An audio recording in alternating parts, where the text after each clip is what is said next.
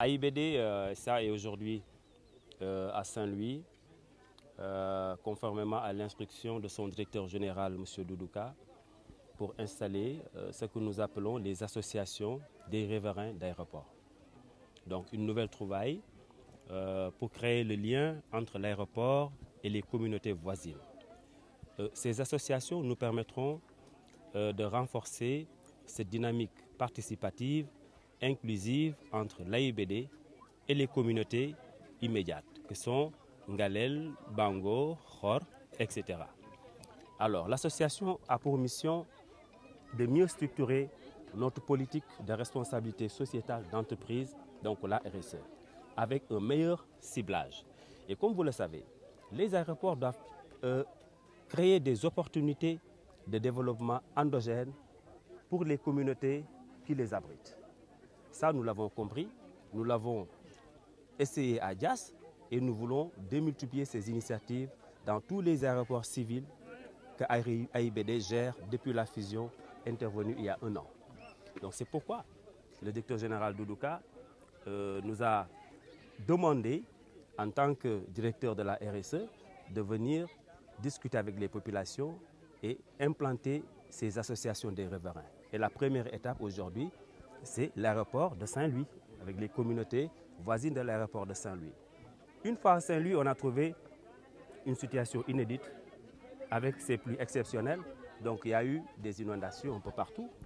Et nous avons répondu très rapidement sur la demande du commandant des sapeurs-pompiers ici présent, en octroyant 3 motopompes aux communes voisines de l'aéroport.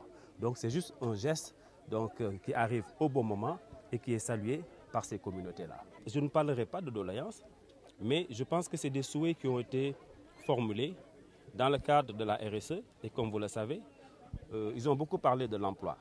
Nous allons faire de la discrimination positive. Tout ce qui est emploi non qualifié reviendra de facto aux communautés voisines de l'aéroport, que ce soit dans le domaine de l'entretien, donc du nettoyage, du gardiennage. Donc je pense que les jeunes, en tout cas riverains, seront privilégiés par rapport aux autres. Il y a bien évidemment l'emploi qualifié. Ça, je pense que ça sera de la compétition. Au plan entrepreneuriat féminin, nous allons accompagner les femmes pour leur autonomisation en appuyant financièrement les GIE de femmes. Au plan sanitaire, nous faisons annuellement des visites ou des caravanes médicales, des journées de consultation gratuites, n'est-ce pas? Et je pense que nous allons venir dans cette communauté pour permettre aux populations donc, de se soigner sans sous déliés, sans bourse déliée. Au plan, si vous voulez, de la jeunesse, les jeunes, ils sont là. Hein? Donc il y a déjà une association qui s'appelle l'Association Aéroport.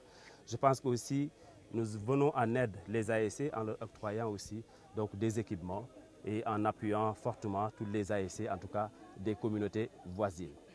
Bref, pour vous dire que à travers l'association qui sera mise sur pied tout à l'heure, alors nos actions seront beaucoup plus rationalisées et centrées autour d'un meilleur ciblage, n'est-ce pas?